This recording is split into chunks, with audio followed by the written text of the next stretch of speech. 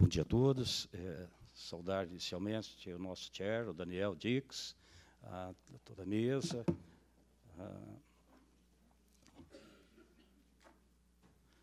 Tivemos aqui antecedida a palestra do Leonardo e da Fernanda. Né? Nós teremos depois a palestra aqui do Antônio, do Carlos, da Michele.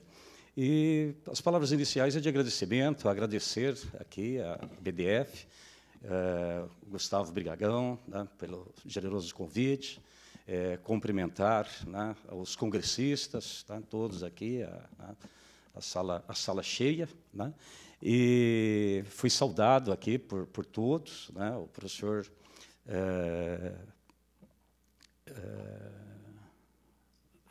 fugiu. Torres, né, o Ricardo Lobo Torres, né?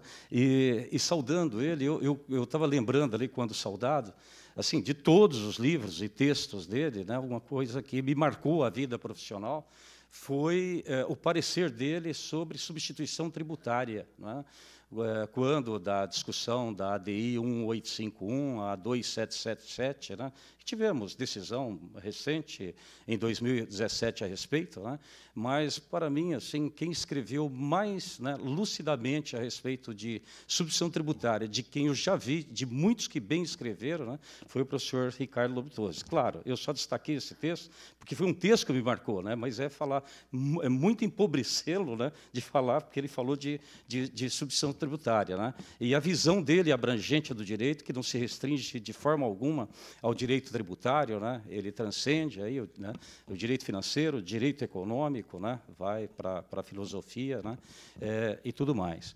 E ligando já com o tema, né, que nos traz aqui, né, conflitos de competência, ICMS, ISS, e a gente colocou aqui a prestação de serviços no meio da cadeia econômica.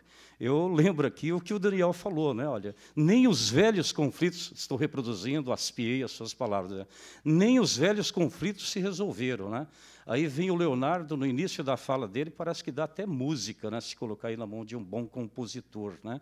Novos conflitos na era digital, novos conflitos, velhos conflitos federativas, né? E a Fernanda deu um passeio aqui, né, na tributação digital, né? E aí a gente fica a pensar mais ou menos assim, né? A tributação digital, né? O mundo não sabe o que fazer com a tributação digital. Veja a edição normativa recente no Reino Unido, né, no final do ano passado, tentando compreender isso, tentando alcançar, né, essa base de incidência, né?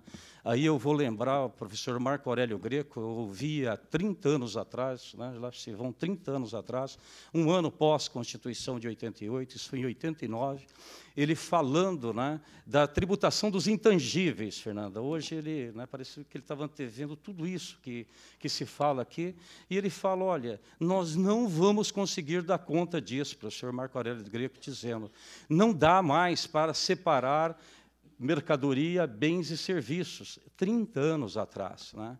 A gente não conseguiu, né, nem resolver assim, um modelo de tributação, né, que nós temos um modelo sui generis, né, que a gente separa as competências entre União, Estados e municípios, se a gente não consegue separar bens, mercadorias e serviços, e quanto mais todas essas novas incidências que vão surgindo, né, face dinâmica do mundo dos negócios, as novas tecnologias, né, e por aí afora.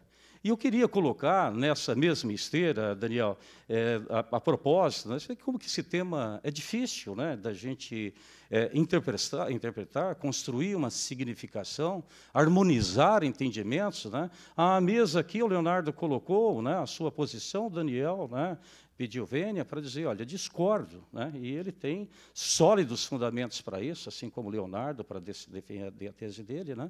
E a gente tem aí uma série, né, de questões aí envolvidas, né? Essas que eu disse há pouco, mas uma muito forte, mas muito forte mesmo, né, que é uma questão de guerra fiscal.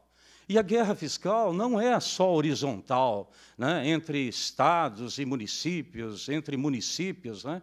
Talvez a maior guerra fiscal é a guerra fiscal vertical, que toca o nosso tema. Quando a gente olha para 88, a carga tributária do Brasil era 24% do PIB, né?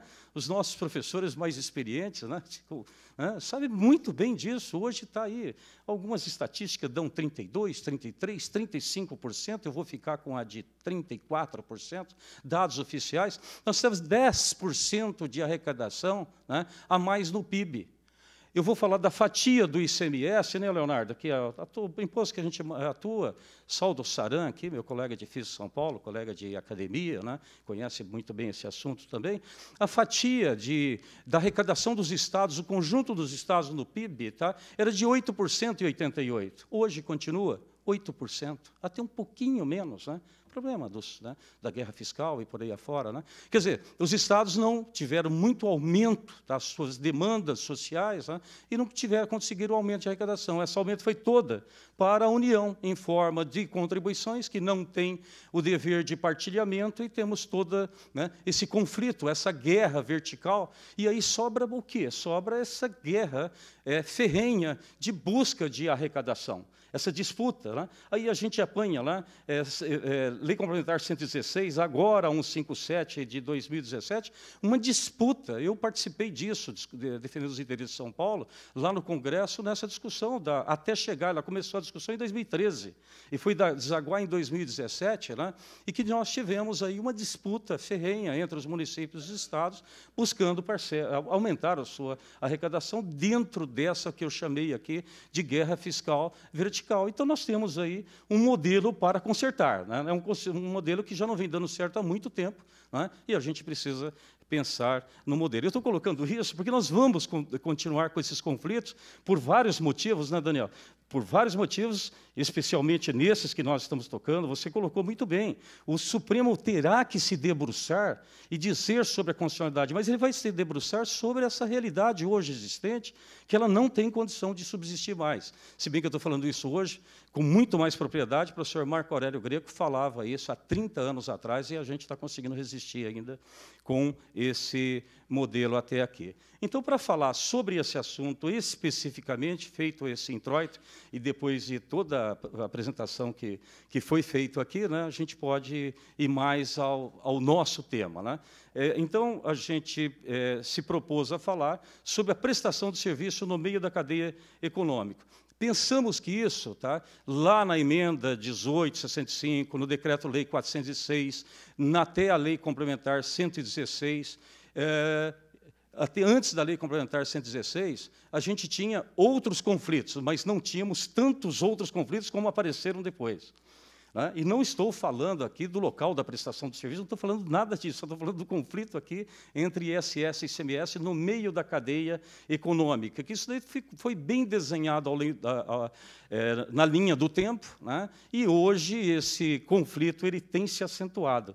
Então, parece-me que a gente está falando aqui de velhos conflitos, né?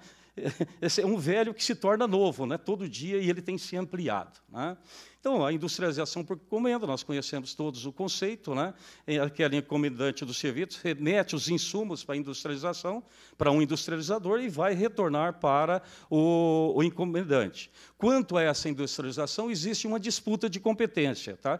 Os municípios entendem que deva incidir o ISS e os estados entendem que deva incidir o ICMS. Temos um modelo federativo que estabelece o princípio da autonomia dos municípios, né, e temos uma cláusula pétrea, né, do nosso pacto federativo, né? E é inegável que os municípios passam a ter, sim, uma maior autonomia a partir de 88. Né? Isso, né, é extremo de dúvida. A disciplina constitucional, nós temos ali para o ICMS no artigo 155.2 da Constituição e para o ISS no artigo 156.3 da Constituição, como é de conhecimento de todos aqui. Né? E um dos papéis, né, seja para quem é do mundo acadêmico, né, seja aqui da corrente tricotômica ou dicotômica, né, das normas gerais, de lei complementar, é inegável e indisputável para qualquer uma das correntes que um papel fundamental da lei complementar é exatamente o quê? Dispor sobre conflitos de competência. Então, foi dito aqui à mesa que veio, pelo Daniel também, Olha, veio a Lei 157 exatamente para isso, para cumprir esse papel reservado a ela na Constituição, no artigo 146. Né? E aí o que diz a lei complementar? A lei complementar do 87, né, que disciplina o ICMS, no seu artigo 2º, diz que o imposto incide sobre o quê? Inciso 4º, né? Fornecimento de mercadoria com prestação de serviço não compreendidos na competência tributária dos municípios. Leonardo disse aqui que não dá para entender o ICMS, o ISS, sem passar pelo ICMS. Desde lá do Decreto-Lei 406/68, tentou, e à época disciplinava bem, né, o que é ICMS, o que é ISS, tá, e o que é ISS e ICMS ao mesmo tempo. Né? Então, eu tenho para ISS aquilo que está na lista anexa de serviços, não está na lista é ICMS, e se tiver o destaque, nós temos um e o outro. Né? O inciso 5º diz que o fornecimento de mercadorias vai incidir o quê? O serviço sujeito ao imposto sobre serviços, tá, de competência do município, quando a lei complementar expressamente, né, o sujeitar à incidência do imposto estadual. Então, assim era no Decreto 406/68, assim é na Lei Complementar 87. Vem a Lei Complementar 116. A Lei Complementar 116 ela veio no intuito de resolver conflitos, né? Ela não resolveu conflitos. Né? Se a gente tem visto o Decreto-Lei 406/68, que tinha o status de lei complementar à época, pelo modelo, né, normativo da época, né? Não, na verdade, ela ampliou e muito, né, esse conflito, né, que existia, mas ele ampliou. Aí, no artigo 1º, diz que, ressalvadas as exceções, os serviços nela mencionados não ficam sujeitos ao ICMS, né, ainda que a sua prestação envolva fornecimento de mercadoria. Eu digo que essa lei ela ampliou os conflitos, eu digo no seu conjunto, né? E não é o tema aqui da nossa palestra. Quando a gente coloca aqui, eu coloco um comparativo entre o Decreto-Lei, 406/68, né, e a Lei Complementar 116, eu coloco para dizer o seguinte, né? Como era desenhado isso lá na Emenda Constitucional 18, né, que é o fundamento de validade do Decreto-Lei 406/68, e como que é na Lei Complementar 116. Eu coloco aqui alguns exemplos, tá, que nesse momento eu quero dizer o seguinte, tá, antecipar para o fechamento da minha fala, dos 5 minutos que nós temos à disposição, a tese que se defende aqui é o quê? É que a industrialização no meio da cadeia é ICMS, a industrialização no fim da cadeia é ISS. Prestação do serviço lá no usuário final é ISS. No meio da cadeia, por quê? Porque você tem etapas subsequentes, até por conta do princípio da não cumulatividade, é ICMS. Né? É isso que se defende aqui até o final desses 5 minutos, né, que nós temos finais. E como era lá no Decreto 406/68, está aqui no quadro. Eu coloco alguns exemplos. Olha, o item 71 da lista, da recalchutagem ou de regeneração de pneus para o usuário final. Então, esse serviço e todos os outros serviços, tá, ia para o usuário final, ISS. Como que foi na Lei Complementar 116/2003? Recalchutagem ou regeneração de pneus, ponto. Tira o usuário final. Aí começam as disputas. Né? 72. Recondicionamento, acondicionamento, pintura, blá, blá, blá, de objetos não destinados à industrialização ou comercialização. Ou seja, que se tiver no elo da cadeia, vai ser ICMS, vai ter repercussão econômica, vai ter não cumulatividade. Então, ICMS. Final da cadeia, ISS. Como ficou na lei complementar? Tudo isso de qualquer objetos quaisquer. Aqui cabe tudo, é um verdadeiro dispositivo de tessitura aberta. Amplia conflito. 73. Lustração de bens móveis construídos para usuário final do objeto lustrado. Então, usuário final. Como ficou? Exceto peças e partes empregadas que ficam sujeitos ao ICMS. Né? Vamos pegar um que nada mudou. Né? Essa de instalação e montagem de aparelhos e máquinas, montagem industrial. Aqui, nada mudou. Né? Ficou, veja lá, né, o que eu coloco no item 1406 da lista, tá? prestação ao usuário final. Isso era a tônica do anterior, que é o modelo que foi criado lá na disputa, que o ISS, nós sabemos muito bem, lá na origem da reforma tributária dos anos 60, ele não era para existir. Tanto é que aumentou-se, né, a participação no ICM da época para os municípios, exatamente para que você tivesse um outro modelo. Houve a disputa no Congresso, que é o palco adequado, ainda que tenha aumentado em 5% a participação dos municípios no ICMS, né, na hora H, naquele novembro, né, daquele ano, voltou o ISS, né, mas aí o modelo desenhado foi esse. Tá? Então, Leonardo disse, né, olha, para entender esse fenômeno, tem que entender a reminiscência histórica, o contexto que foi criado. Eu coloco doutrina, por exemplo, de Hugo de Machado, Alexandre Macedo, né, Tavares, que eles colocam, olha, a lista de serviço atual omitiu expressões tal como o propósito de ampliar o conceito e a incidência do ICMS. Todavia, a lei complementar não poderia, coloco eu, alterar a Constituição para autorizar o município a tributar, que, na verdade, né, é um serviço. Né? Avançando por conta do tempo, caracterização da industrialização, a lista de serviços apresenta vários tipos de serviços que podem ser afetados diretamente ao consumidor final ou podem estar no meio da cadeia. Tá? A industrialização é uma mera etapa do processo produtivo, a lei complementar não pode ampliar a competência e a preponderância da obrigação de dar sobre a obrigação de fazer não é o critério de maior relevância. Nós temos outros critérios para distinguir. Aí um deles é esse que nós estamos falando, a prestação de serviço no meio da cadeia, ICMS no final da cadeia, ISS. E aí tributar por ISS no meio da cadeia é distorcer a não cumulatividade, né? Porque, sendo o imposto municipal, agrega-se a custos, né? E o ICMS é o quê? É capital de giro, porque você recupera aquele imposto, sem a possibilidade de compensação de imposto. Né?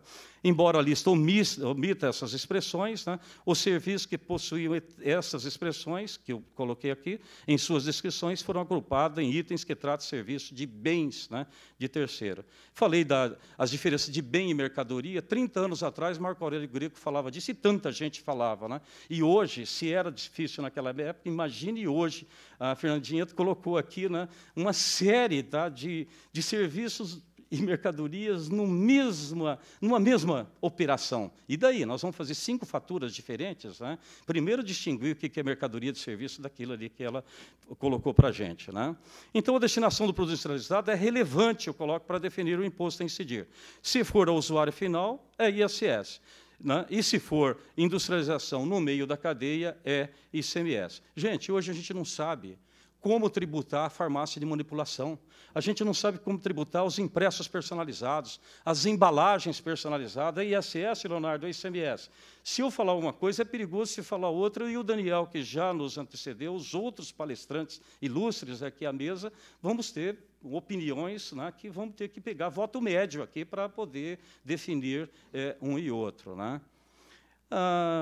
O Supremo, trago aqui jurisprudência do Tribunal Superiores, na questão dos serviços gráficos. Rapidamente, porque o tempo está aqui na iminência de se esgotar, se eu não estiver enganado, são 2 minutos, né, dos 5, já passaram 3 da hora do último cartão, né, e precisa ser assim, bem disciplinado em respeito aos demais palestrantes que nos virão brindar aqui. Né. Então, o STF, o que fala aí de serviços gráficos? Né? Olha, era uma disputa, né, Leonardo? Você que é do fisco daqui. 2009, vem o Supremo e fala assim, olha, é ISS. E mais, sumulou o assunto. Né? Aí vem o Supremo lá, 4 anos depois, né, 5 anos depois, não, é ICMS. Aí vem o STJ, imediatamente, reformula para aderir ao posicionamento do Supremo, até porque não podia ser diferente, né? Foi em sede de ADI, e reformula a sua súmula, né, que havia editado. Então, se a gente fosse falar, se o nosso painel fosse de segurança jurídica, né, que segurança jurídica nós teríamos numa circunstância como essa? Né? Então, dou esse exemplo. Serviço gráfico, tá, Daniel, você que reclamou o posicionamento, e deve ser reclamado, do Supremo, tá, mas eu não tenho dúvida que isso daqui vai ser revisitado se a gente continuar com esse modelo de sistema tributário que a gente tem. até a substituição tributária decidida em forma de ADI foi reformulado por inteiro, né? Isso daqui pode ser reformulado. Aqui a gente coloca duas respostas à consulta de São Paulo, tá? Uma mais ou menos recente, do ano passado, outra de 2017, para dizer, né, que o posicionamento vertido lá no órgão de interpretação em São Paulo expressa isso que eu coloquei, tá? Tanto é que uma que ela diz na solução de consulta que incide o ICMS e na outra o ISS fincado nesse pressuposto, que no meio da cadeia ICMS e no final da cadeia é ISS. E aí, sim, para terminar no exato tempo, a gente fecha aqui dizendo que a atividade como industrialização por encomenda, né, em que a incidência do ICMS e ISS não é de fácil identificação. O fato de constar na lista de serviços por si só não determina a incidência do ICMS, tá? Pois a atividade pode configurar apenas uma etapa do ciclo econômico, né? Tanto de industrialização, produção ou comercialização, que estará sujeita ao ICMS. A destinação do produto será o critério, nesse caso, preponderante para a identificação do imposto incidente ICMS e ISS, no meio da cadeia ICMS, se for destinados ao usuário final, ou ISS, né? Com a pedido de vênia, aqueles que pensam na mesa e na seleta plateia dos congressistas de forma diversa, eu coloquei aqui mais um ponto de vista, buscando essa conjunção dos anos 60 até agora, constitucionalmente, né, para colocar essa posição. Mais uma vez, registrar aqui o agradecimento à BDF, os cumprimentos pela realização desse quarto e já tradicional congresso, Gustavo Brigagão, e cumprimentar a mesa na pessoa aqui do Daniel. Muito obrigado.